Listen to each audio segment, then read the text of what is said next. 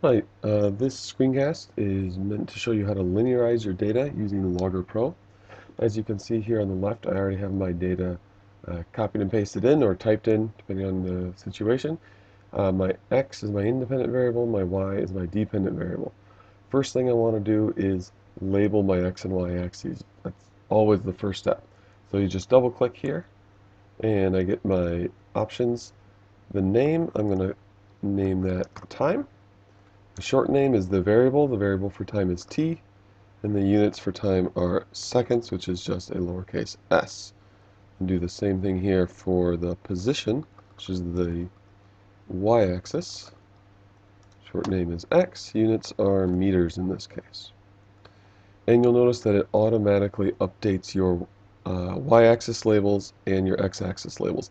Never go and manually edit these, always double click on the column title in order to edit those. Next thing you'll see is you'll notice that the graph does not take up, or the data does not take up very much of the graph. So to scale it, the best way to scale it is to auto scale it from 0. So right click, auto scale. Actually, I'll show you auto scale first, so what that looks like. So here we have auto scale, and then if we auto scale from 0, you'll notice before I auto scale from 0 in the bottom left here, it's not 0, 0. The coordinates of my pointer show up right here. So you can see that what looks to be my origin is really like 1.1 point and 0.1. So if I auto scale from 0, it puts in my bottom left actual origin of 0, 0. And so we'll notice that my data is shifted to the right and shifted up a little bit. So next thing I want to do is fit a line to it just to see what a linear fit looks like. And sometimes this happens where it only fits it on one data point. Usually what I do is then close it, click anywhere on the graph once, and then refit, and then it will look at all the data points to do the linear regression line. We can look at our correlation. Oh, it's 0.9905. Looks great.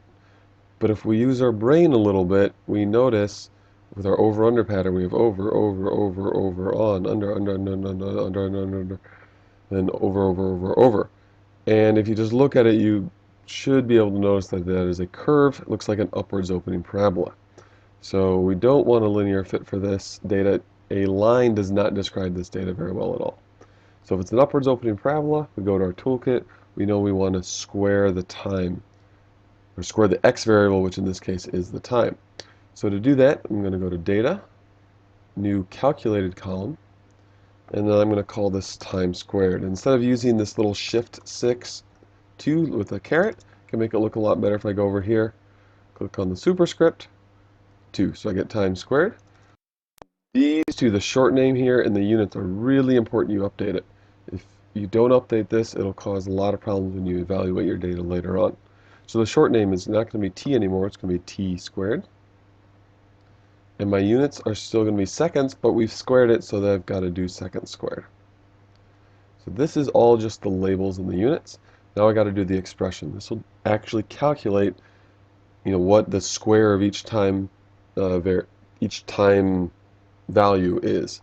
So I never want to type time into this expression here. I'm just going to go to variables columns, and I know I want to square the time. So I do time, and now I do shift 6, which is that little caret, 2.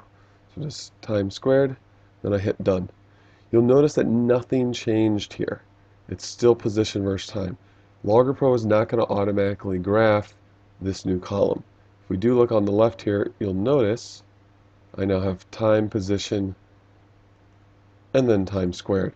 So then I got to click my time, time down here on the x-axis, and then change it to time squared. Now you can see it's a very nice looking line.